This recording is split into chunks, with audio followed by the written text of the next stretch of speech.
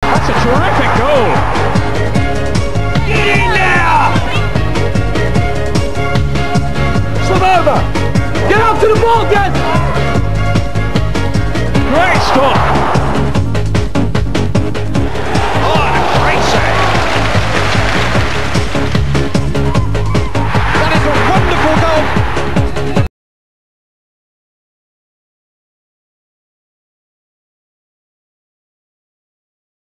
Hello again, welcome to a new season and a new series. If English football is bigger than ever, then so is Nationwide League Extra. We're now an hour long, and that means 3 parts to try and reach the parts of the English game that others can't. And of course we'll bring you all the action that matters between now and next May. And if this season is anything like last season, well then the action will go right to the final kick. Hopkinder going for glory! That is a wonderful goal from David Hopkin, and it will take Crystal Palace into the Premiership. How Steve Coppell's side revelled in their dramatic playoff victory over Sheffield United. Howard Kendall still ended up in the Premier League at Everton. But Bolton Wanderers took the direct route. Promotion was theirs by April, the title with a massive 98 points. But the real romance surrounded the runners-up. It was just like watching Brazil. Clint Marcel goes for the glory and gets it!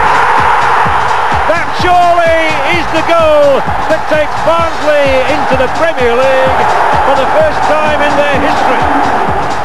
Middlesbrough are this season's favourites, having flexed their financial muscle to replace Juninho with Merson. No Premier League club could match Ravanelli's wage packet, so the Italians back on Teesside, and Emerson's come back from Brazil. Sunderland have put their money into bricks and mortar. The 42,000 Stadium of Light is the sort of luxury setting that must inspire Peter Reid and another North East club on the rebound. And Stoke City step into the 21st century. Home is now the Britannia Stadium. You couldn't beat a bit of Bury last season. Low on budget, they still sprinted home in Division 2 ahead of Stockport and Crewe. And big thinking Wigan Athletic maintained the winning streak in the Northwest, jumping out of the third with Fulham, Carlisle and Northampton. But the last day superlatives were reserved for Brighton, bottom of the Nationwide for so long and set to drop out of the league until Rob Reinoutt's goal crowned a true grit tale of survival. Hereford had to bite the bullet instead. Demoted because a club finally came out of the conference. After 122 years, the dream came true for Macclesfield. And if money's tight at so many clubs, others are thinking bigger than ever. An ambitious board persuaded Chris Waddle to be the new boss at Burnley. And David Lloyd's rather large chequebook is a major reason why Mark Hateley is the new Hull City player manager. And the big new arrival at Fulham proves just how fashionable certain parts of our game have become. Mohammed al-Fayed, millionaire Harrod's owner and friend to the rich and famous, took over here as chairman during the summer. Well, coming up, Mr. al-Fayed will talk to us about his burning ambition to make the right sort of back page headlines for Fulham. But first of all, it's the first instalment from Division 1.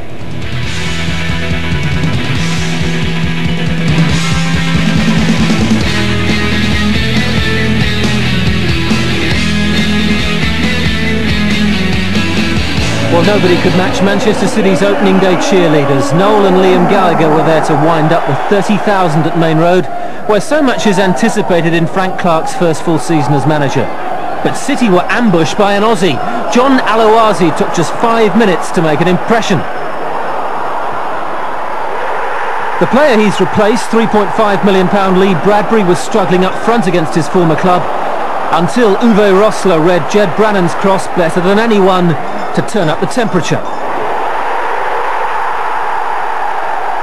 10 minutes into the second half, and with Georgi Kinkladze imposing himself for the only real time in the match, Bradbury headed down and Dutchman Gerard Wijkins scored. Financial problems have limited Terry Venable's excursions into the transfer market and forced him back to Australia for cheap options. But Portsmouth chairman still has big ideas this season. There's never any lack of passion about a Pompey team, and just when City thought they'd escaped, Paul Hall arrived to volley in and make it 2-2. Middlesbrough sold 28,000 season tickets in the summer, behind only Newcastle and Manchester United. But those Borough fans will expect entertainment and victory week in, week out. What they got on Saturday was the worst 45 minutes for 3 years, according to manager Brian Robson. Steve Jones galloped through to put Charlton ahead, and only after some straight talking did Borough's star names knuckle down. Gianluca Festa scrambled in an equaliser with 10 minutes remaining. At that stage you'd have backed Borough to win it, and after his summer of discontent you'd have tipped the enigmatic Fabrizio Ravanelli to write his own happy ending. He did in stoppage time, and the promotion favourites had won a most fortunate victory. I think it's a kick up the backside for the lads already. If they thought they were going to play a nice pretty football in this division without having to work at it, well, they got their answer in the first 45 minutes there, because every other team who we play this year will be coming to the Riverside, and they'll enjoy the challenge of playing against the high profile players that we've got, and they're going to make it hard work for us. So they may as well get that into the minds now, that it's going to be hard work and nothing will come easy this season. We've played well today, and I think Brian Robson and the 20-odd thousand here will be the first ones to admit that. Unfortunately, we've come off with nothing, and I've just said to him in there, I don't want that tag again. We done it last year, where we played a lot of football, secured a few friends, but no points, and that's exactly what's happened today. He's got the same name, the same Irish pedigree, and on this evidence, 17-year-old Robbie Keane has the same raw talent that marked Roy Keane out to Brian Clough 7 years ago. Robbie's first goal arrived 34 minutes into his first league game. He scored 30 from midfield for Wolves' youth team last season. Mark McGee intends to protect Keane from publicity in the months ahead, then unleash him on sides like Norwich, whose defence were dazzled to distraction by an even better second goal. He's in the team because he's good enough to be in the team, as you've seen today. He's not in it because we've got injuries or anything else. He's shown throughout the pre-season that he's ready for it. We've stuck him in today. We've not hoped, obviously, beyond our wildest dreams for a performance like that, or 2 goals like that. I think that'd been too much to ask for, but in a sense it hasn't surprised us that he's been able to, come up with something like that. As ever, there was all-consuming expectation at St Andrews. Trevor Francis didn't really enjoy his first year as manager. His striker Paul Devlin began the week turning down a new contract, but he's turning into a very accomplished goal poacher. Peter Unlove has a point to prove to doctors who had written him off because of a knee injury. Unlove is grateful to Francis for giving him a last chance, and his late debut goal made sure of the points. Stoke will have to improve under new manager Chick Bates. Nottingham Forest's return to the less rarefied air of Division 1 began at Port Vale, along with Steve Stone's comeback after an awful knee injury. Stone wasn't overly happy with his own performance, but the team come first, and Kevin Campbell won it. Ray Harford was among those managers who did some serious summer spending, and his major investment has not let him down so far. Kevin Kilbane cost a club record £1.25 million from Preston, and how about that for a debut goal? It inspired West Brom and their transfer-listed striker Paul Pesky-Salido, who looked desperate to impress a queue of potential buyers that might now be even longer. From his pass, Andy Hunt made it 2. Tranmere were rattled and only recovered with 17 minutes left. From Paul Cook's cross, Gary Jones headed down, and another debutant, David Kelly, prodded in.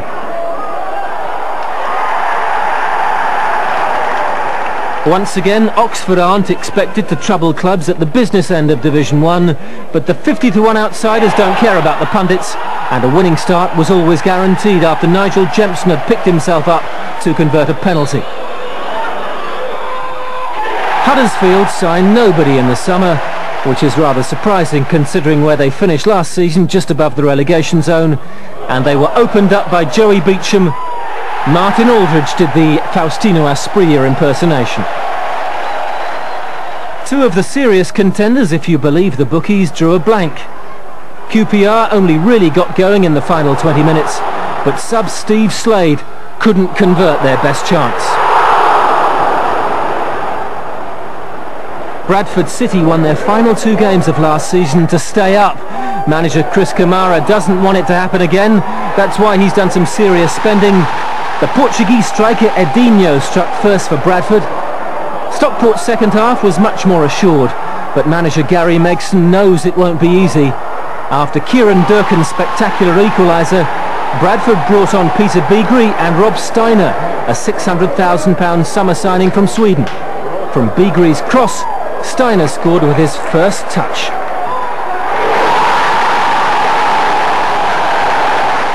Obviously there's work to be done through the first 45. I mean, it was warm today. We passed the ball in and around them, and we created a lot of movement in the first half, which added to that heat made it obviously very difficult to keep up the same pace in the second half. So like I said, today the result was more important than anything else. Hard work and good housekeeping has taken Bury up 2 divisions in 2 years. Reading surprised them. Steve Swale scored just 12 minutes into Terry Bullivant's first game as Reading manager. But Bury have not lost a home game in 16 months, and they made it a club record 26 home league matches unbeaten at Gig Lane, thanks to Gordon Armstrong. At the county ground, Crewe Alexandra made history but no real impact. Crewe began their first ever game in Division 1 playing that typical neat and tidy football before being sucker punched by Big Wayne Allison. Swindon's home form kept them up last season, although they needed a penalty 2 minutes from time to finally make sure. Crewe keeper Jason Kearton stayed on the field despite that foul on Darren Bullock, but he couldn't get close to Steve Finney's penalty.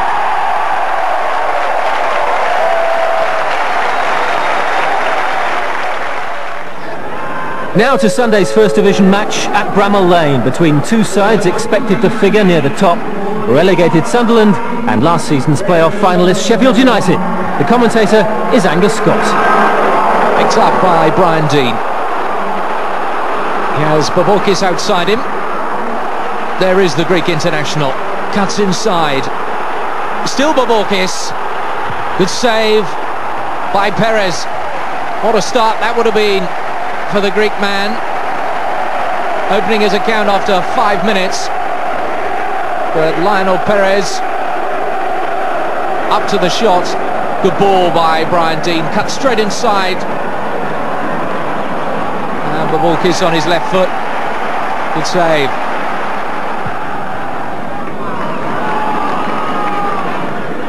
Ray in support.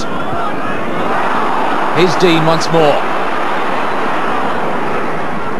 Whitehouse. Clark. Quinn. Ray. This is Clark now. And the referee in the way. But eventually finds Boborkis again. Well, he cut inside this time. No, chooses to cross. Fjortoft. Quinn! Just over from Wayne Quinn. Another man playing his debut this afternoon. From one debutant to the other, it missed everyone and fell nicely for Wayne Quinn. Got inside, but his shot just over. Plenty of encouragement though for Nigel Spackman. Ray. Martin Scott.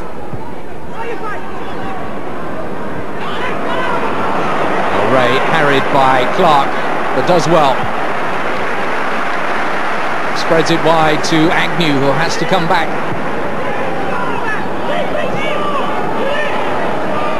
Quinn is the target man. There he is. Quinn again. Never going to trouble Simon Tracy. But he's impressed his manager in pre-season, Niall Quinn. He says he looks extremely threatening, and a man bought by Peter Reid to take Sunderland straight back into the Premiership.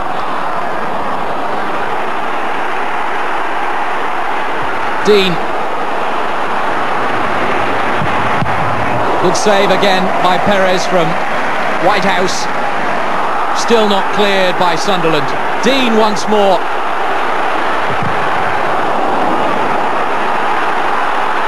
And eventually Sunderland get it away. But you can't stop Brian Dean at the moment. He's really charged up.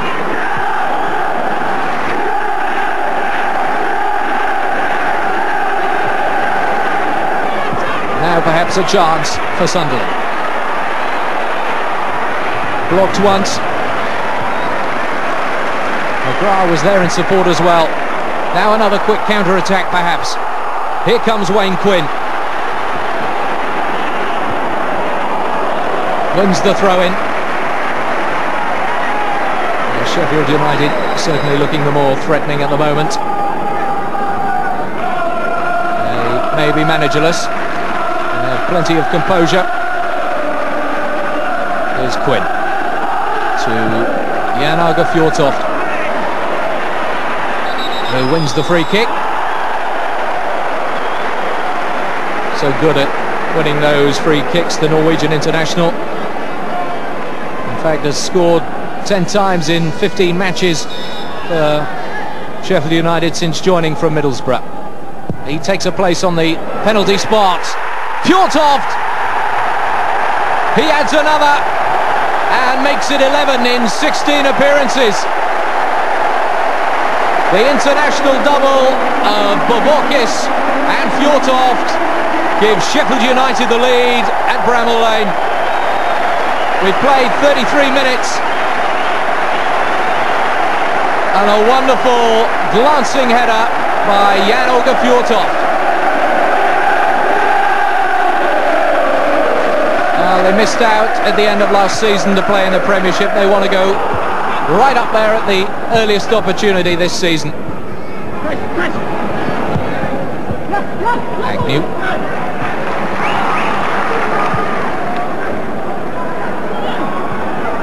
Given away again. Here's Fjørtoft. The run made by Bookies. Bookies! What a stunning finish! And what a debut for the Greek international.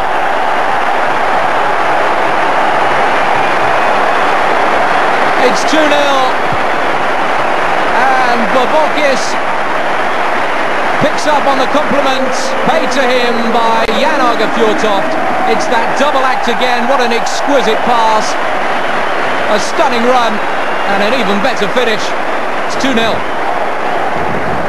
Oh, Nigel Spackman must think this job is easy. Peter Reid certainly doesn't.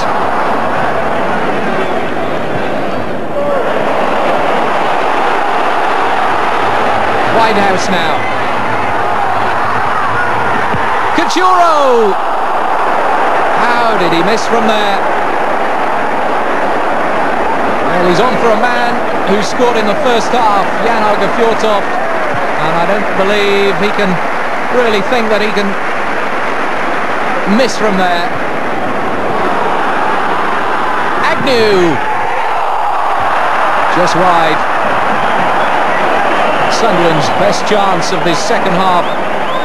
They've changed their formation and there's a little bit more room out there for them. Agnew it was who found the gap, but he also found the outside of the post. Tracy didn't get a touch on it. Dean again. Dean! Another great save by Perez. And if the Sunderland goalkeeper hadn't been on such good form, then Sheffield United could have had a hatful.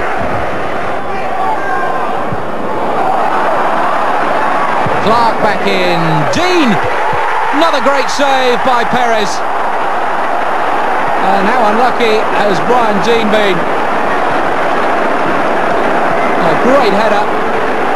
Perfectly timed jump, but just touched on the bar by Perez. I thought we played well, you know, under pressure quite a lot, but you know, we were very strong, very steady, you know, and caught them on the break a few times.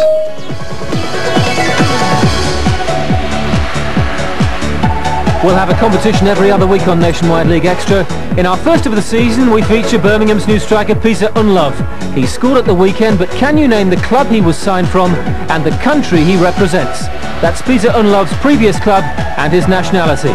The first 5 correct entries each win a pair of tickets to a nationwide league game of their choice and a copy of the brand new Rothmans Football Yearbook, the Bible for any self-respecting fan.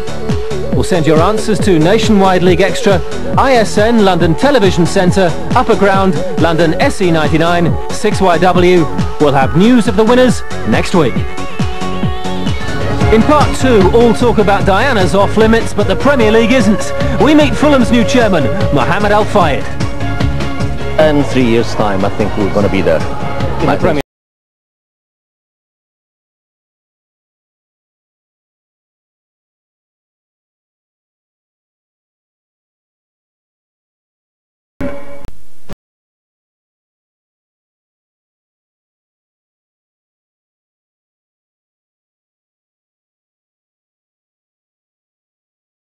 It had the aura and subtle stage management of a royal walkabout, but that's hardly surprising. For years, Mohammed al-Fayed has embraced high society. But now, more than ever, his family's entertaining habits are captivating Europe's paparazzi. It's actually at the store working. We just left it. Well, on Saturday, just around the corner from Diana's gymnasium, football's newest chairman was overseeing his latest investment, Fulham FC. Mr. al-Fayed likes to make money and to modernise great British institutions. He's done it with Harrods. And if he can attract the same class of performer to Craven Cottage, Fulham will soon be out-glamming everyone.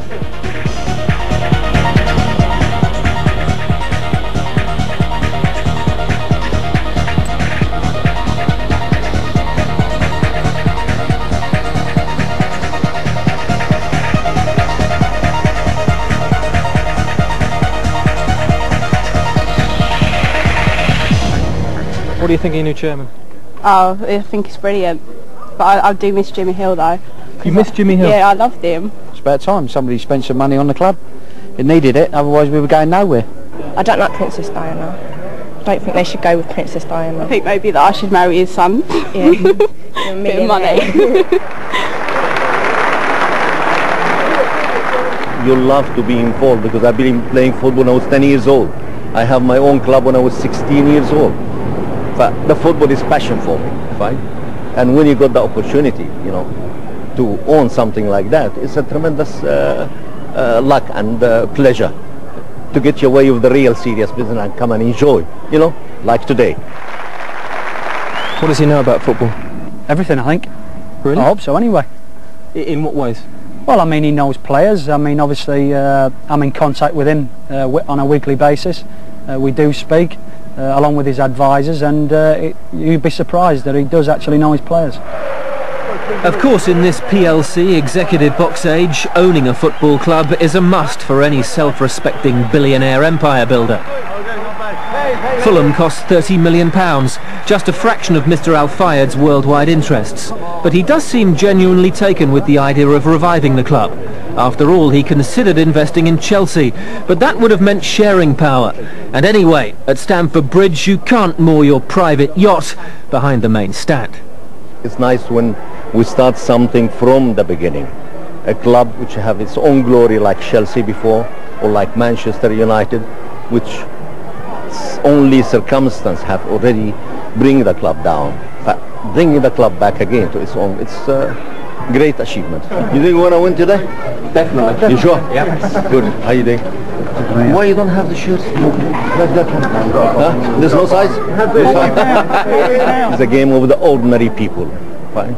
And it's a pleasure when you see people are happy and seeing their own club again coming to life. Great satisfaction. We're in the market for all the top players now. If there's a top player becomes available, then our interest shouldn't be overlooked. You're not shopping at the local corner shop, you're shopping at Harrods now? Well, I think I said it tongue-in-cheek at the end of the season, and I didn't really know what was happening, but I did say that we were still shopping at Wolves and not Harrods. Well, you know, we're shopping at Harrods definitely now. Have you set yourself a deadline for Fulham and where you'd like the club to be in 2-3 years' time? In 3 years' time, I think we're going to be there. In the Premier League? Yeah. I'm doing my best. I think we started already. Well, on the first day back, there was a refreshing sparkle about the famous old stadium. The chairman has spent another £3 million touching up the paintwork and the pitch. And then there are the 8 new players Micky Adams has brought to West London in the summer. Not all of them figured against Wrexham, which is a sign of Fulham's strength in depth. And it was last season's top scorer Mike Conroy who scored the first league goal of the al-Fayed era.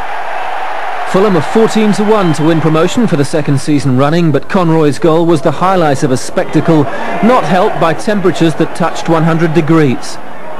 In the second half, one of Mr al-Fayed's new arrivals, Aidan Newhouse, signed from Wimbledon, bore down on goal but wasted a rare opportunity. Wrexham finished strongly, and it was Fulham's reserve goalkeeper Mark Walton who was the real match winner.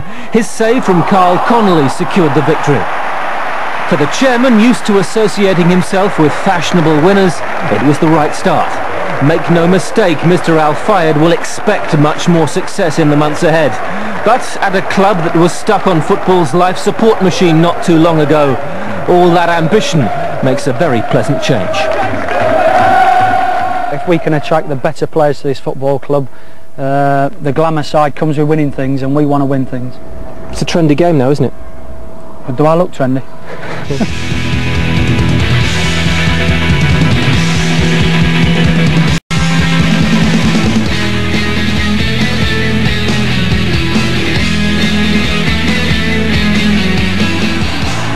Newly promoted Wigan sent out a warning to their second division rivals as a hat-trick from Brendan O'Connell destroyed Wycombe. The £100,000 signing from Charlton took precisely 5 minutes to make his mark. It was another new boy, David Lee, who set him up for that opener. He had to wait a little longer for his second, which came courtesy of visiting keeper Martin Taylor. He twice flapped to the ball. O'Connell was on hand to smash in the rebounds. John Dean has spent heavily during the close season, and it was another new acquisition, Scott Green, who stretched Wigan's lead. His goal-bound effort took a wicked deflection, wrong-footing Taylor in the Wycombe goal.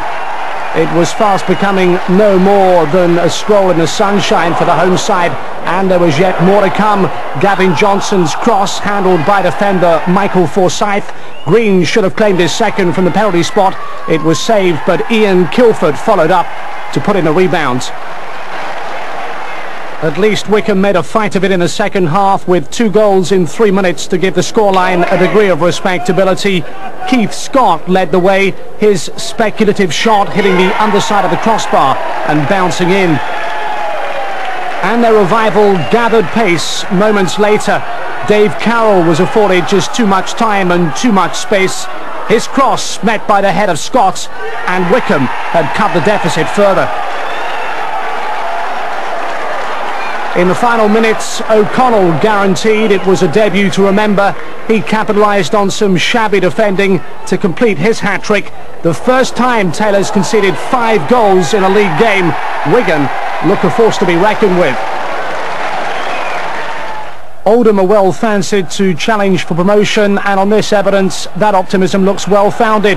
Sean Garnett set them on their way after good work from Sean McCarthy. And it stayed that way until a minute after the restarts, when Stuart Barlow put the Latics firmly in control. The former Everton striker proved too hot to handle, embarrassing the City defence, and then slotting the ball home from an acute angle. York, who was second best for long periods of this match, managed a consolation goal scored by Steve Bushell, who had the beating of the Oldham keeper, Gary Kelly. York pressed for an equaliser, but in the dying seconds, Paul Reed settled the issue and restored their 2-goal advantage. Oldham 3, York 1. Brentford looked a pale shadow of the side that reached the playoff finals last season.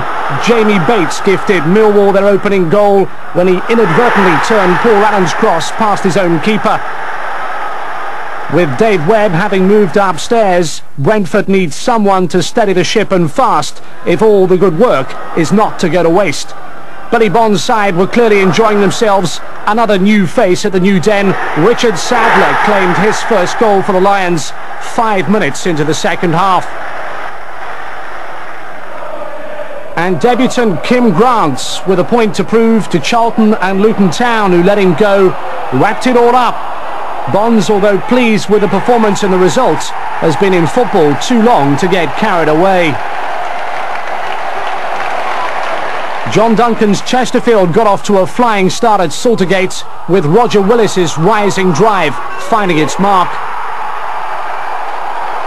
Walsall under new manager Jan Sorensen, and with 3 new names making their debuts, were on level terms 12 minutes from time. Clive Platt climbing high to tie it up at 1-1. 2 late goals gave Chesterfield, last season's FA Cup semi-finalists, the perfect start to the new campaign. Tony Lawmore saw his lob come back off the crossbar. Chris Perkins perfectly positioned to bundle the ball in. Lawmore was rewarded for his efforts late on in the game, but it was a goal that raised questions about Walsall's defensive capabilities.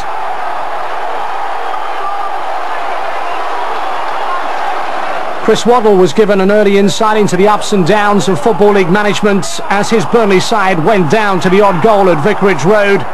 It was the former Nottingham Forest striker Jason Lee who nodded in the winner, to the delight of Graham Taylor, who's back in a tracksuit doing what he does best. Well, I can't remember sitting in the dugout much now, because they have this great thing, you know, where you can get up and you can stay in the coaches, whatever it's called, perimeter area. So I was up and down like a yo-yo today and thoroughly enjoying it. Northampton are still coming to terms with life in Division 2. Their Wembley success is no more than a distant memory. They were killed off by 2 goals in 6 minutes. Jamie Vincent with Bournemouth's first. He missed much of last season and is clearly intent on making up for lost time. Steve Fletcher's spectacular second put the result beyond doubt, and having emerged from a financial crisis that threatened to sink the club, Bournemouth can now concentrate on footballing matters. Bristol City invested £400,000 in signing Swansea's prolific goal scorer Steve Torpey. It appears money well spent. The striker gave his new club the lead shortly before the half-hour mark at Blundell Park. Sadly, Torpey made an early departure following a clash of heads. He was taken to hospital for treatment. City forced to make the switch. 15 minutes from the end, Grimsby earned a point. Visiting keeper Keith Welsh parried Paul Grove's effort. Tommy Widrington was first to the loose ball. Luton's players still seem to be struggling to overcome the disappointment of last season's playoff defeat. They looked sluggish at Bloomfield Road. Blackpool's winner came courtesy of Jason Lydiot. Alvin Martin now knows the scale of the task facing him at Roots Hall. The veteran defender who succeeded Ronnie Whelan is in charge of restoring their First Division status. He saw his side allow a 1-goal lead to slip. Jerome Burrow's close-range finish edged him in front. Things then appear to be going to plan. Martin, though, will be concerned with the way his defence was carved open for Carlisle's equaliser early in the second half. Alan Smart applied the final touch to leave Southend with a lot of work to do if they're to win promotion at the first time of asking. Barry Hales made an impact on his Bristol Rovers debut. Manager Ian Holloway paid Stevenage Borough £200,000 for his services.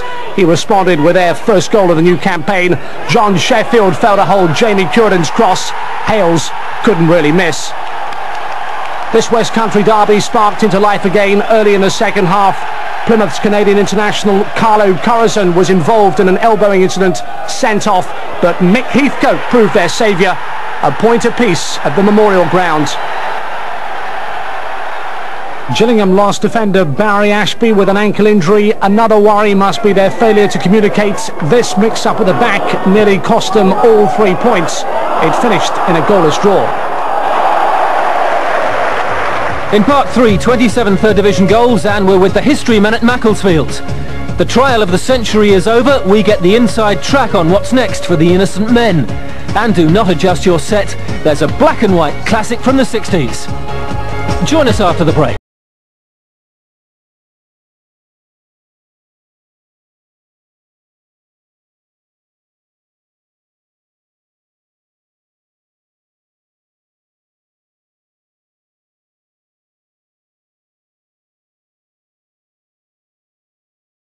Welcome back to Part 3. Well, for those of you going to league games this season, watch out for the Nationwide Review.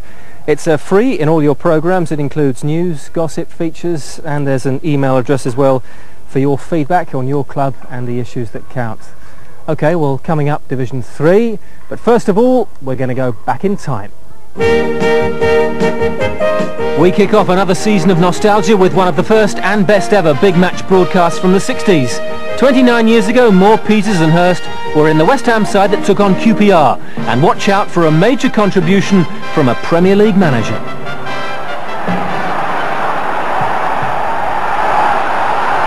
Bobby Moore. And Bonds. And here's another one aimed at Hurst. And he's getting to it!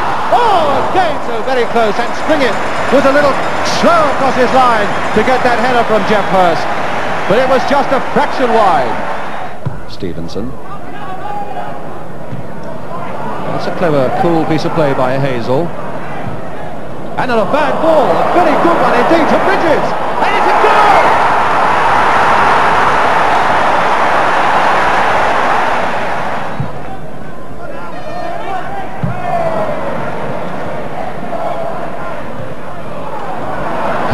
From Moore, looking ahead of him. Bobby Moore. Beautiful shot by Moore, just wide. He really has got such a fierce shot, Bobby Moore. People say that he tends to expose himself when he comes over the halfway line because his powers of recovery aren't as quick as some. But my goodness, he's always a dangerous man when the ball is bobbing loose at the edge of the penalty area. On to Leach. Very neatly nodded into Wilkes. And there's Bridges, but he won't get to that one. Peters to Brookie.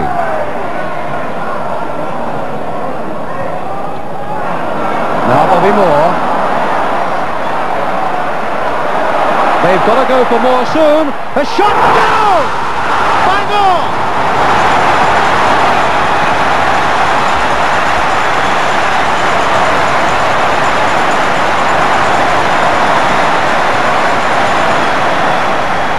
There's Hurst, but it's a corner to West Ham. Brooking, and Peters, it's down!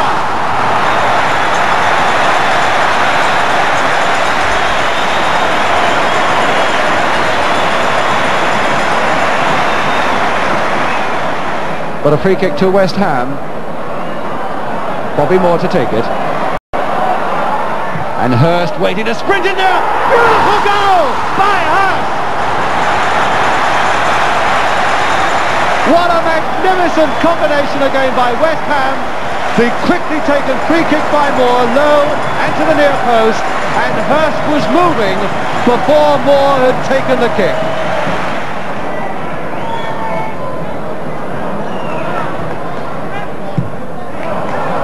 Peters, oh, good play by Peters and good running by Moore. Redknapp outside him, this is Brooking, and Hurst completely unmarked. Oh, and he missed it. And he's as puzzled as we are, I'm quite sure, Jeff Hurst.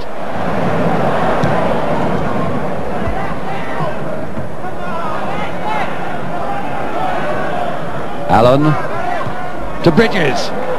Good challenging there by Bridges, and a good pass up the wing here for Wilkes. Morgan's waiting in the middle. There's Morgan. Is also neat. A beautiful goal.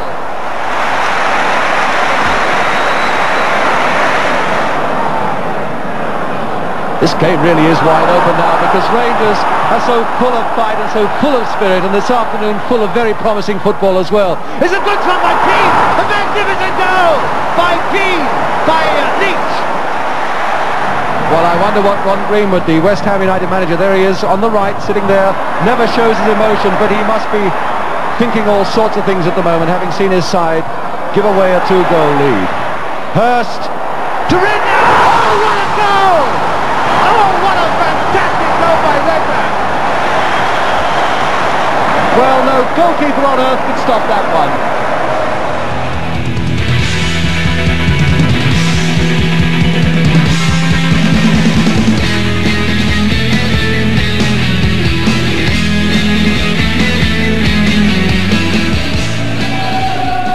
Brighton could be facing another long, hard season. They had no answer to Tony Bird's headed winner at the Vetch. Swansea, who missed out on promotion in the playoff final, are intent on going one better this time round.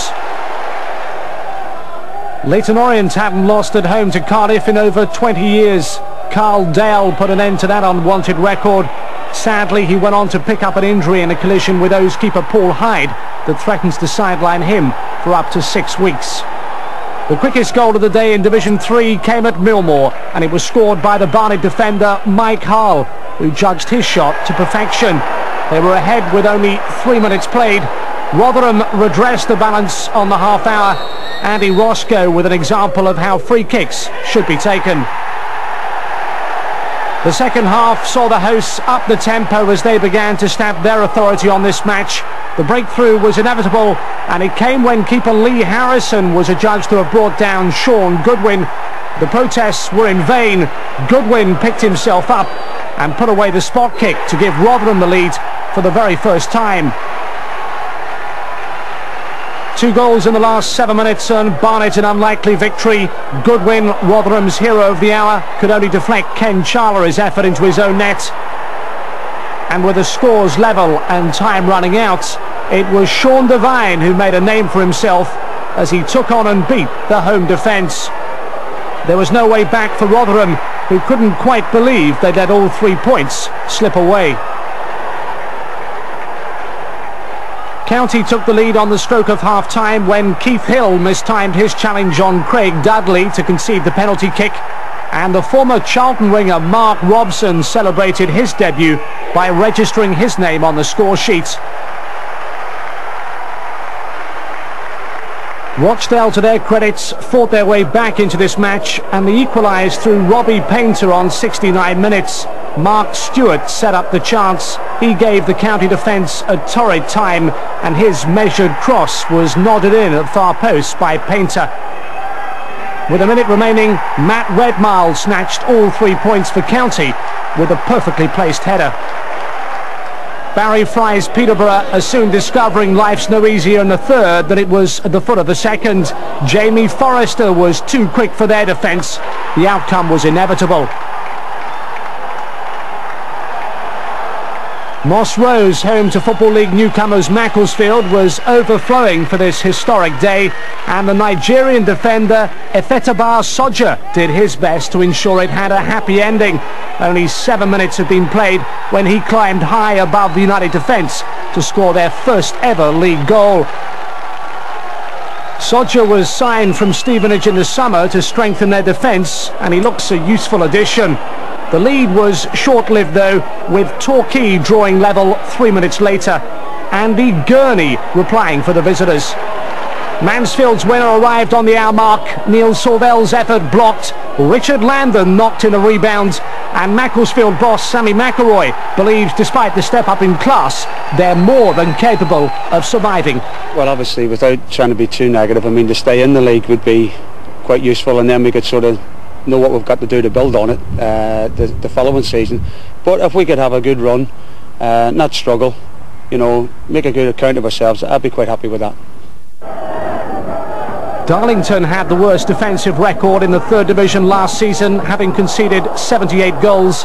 Manager David Hodgson had predicted they'd be tighter at the back and harder to beat. Colchester's Ian Hathaway found a way through. It went from bad to worse for Darlington in the second half when they conceded a penalty for a foul on Paul Abrahams by Jason DeVos. Abraham's route to goal was impeded, and the ultra-confident Paul Buckle kept a cool head when all around were losing theirs. The only piece of good news at Layer Road for the visitors came with a quarter of an hour remaining when their persistence paid off and they won a penalty kick. Michael Oliver was happy to shoulder the responsibility. He put away the spot kick, and with the deficit cut, there was just a glimmer of hope for David Hodgson's side. The one thing you can't afford to do when you're chasing the game is lose a player. Darlington were reduced to 10 men when Lee Bryden was red-carded. He protested his innocence, but it was all to no avail, and with Bryden went any hope of Darlington taking anything from this match. It took Chester until 17 minutes from time to break down their opposition. New signing Gary Bennett's strike on goal kept out. No denying David Flitcroft though. 11 minutes later, the two combined again. Flitcroft turned provider. His cross was knocked in by Bennett, who's in his third spell at the club. Manager Kevin Ratcliffe declared himself delighted with the performance. Hull player boss Mark Hateley is facing one of the toughest battles of his long career. Mansfield taught his team a footballing lesson. New signing Eisden Christie heading in there first. Hateley believes he can stop the rot, but the club must somehow rid themselves of that losing habit. Early in the second half, Gabriel Clark put the match out of Hateley's reach. Plenty for the ex-England striker to ponder. Well, Scarborough have a habit of winning their opening home games. Now they must build on that result. The only goal of the game on 71 minutes was well worth the wait. Gareth Williams was on the end of Ben Worrell's teasing cross. It proved enough. Hartlepool are the bookmakers' favourites to be relegated, but the club are determined to make a mockery of those odds. Manager Mick Tate believes they've enough quality in their squad to stay up. John Cullen's first goal offers them hope. With 5 minutes remaining, Exeter had something to show for their afternoon's work. Steve Flack rounded off a well-worked move, and the game ended 1-1.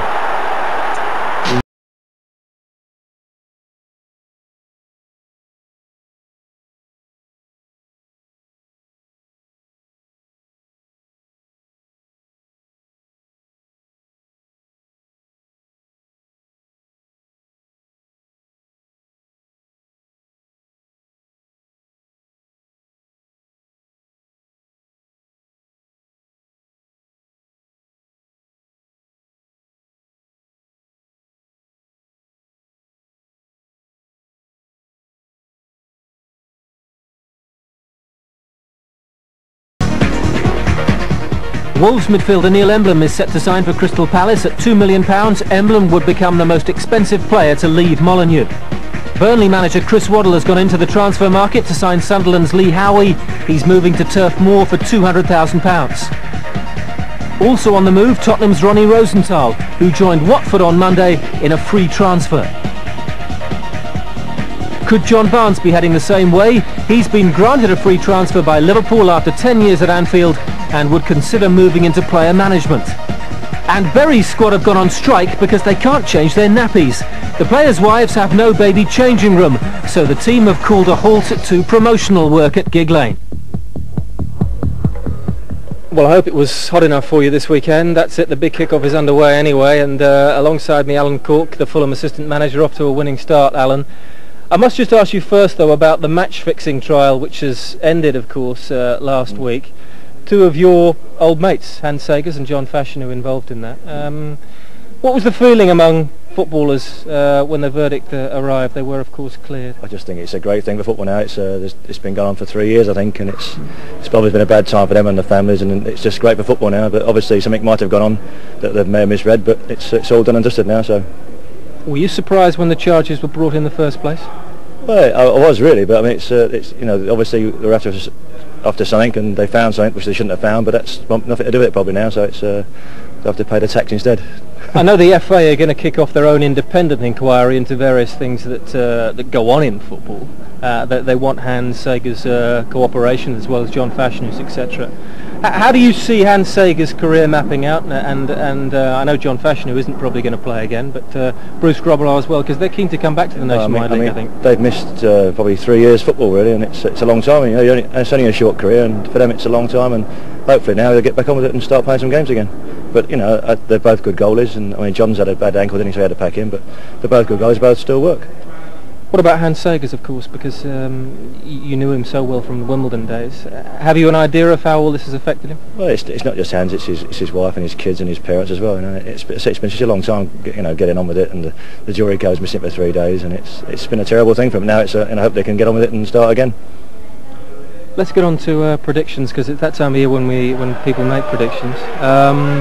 Division 3, Division 2 and Division 1 will go through, but Division 3 first. Who are your two teams that you think might be the teams to watch? I think Peterborough will do very well. I watched them against Leicester the other day, they did very well, and also Swansea, they're a strong side. Second Division is going to be interesting because of a few clubs trying to spend a bit of money. I think Bristol City has spent some money. We're going to spend a lot of money, so I presume those two will be up there at some stage. And Division 1 looks so close to call, so many big teams, so many teams with huge ambitions. Yeah, I think the money might tell there. Middlesbrough and Sunderland. I think they'll probably be up there, thereabouts again. And they've got to be ready because they've got the players there, don't they? And your old team, Wimbledon, in the Premier League? Yeah, I mean, Wimbledon, they do really well. They had a good year last year, but it gets harder and harder, doesn't it, against the top 6 or 7 teams, all the money in the Premier League. Can you see them sustaining that, though? Can you see them breaking into that 5 or 6 again and sustaining their challenge? It's very hard to say, really, but there's so many big clubs now with a lot of money behind them, and it's getting very hard to compete again. You've got money behind you here anyway. We've got a great start with Mohammed al-Fayed. Hey, we've got loads of money at the minute. Just can't spend it anywhere. Alan, good luck for the rest of the season. Thank you very much. OK, the season's underway. Do join us same time, same place next week.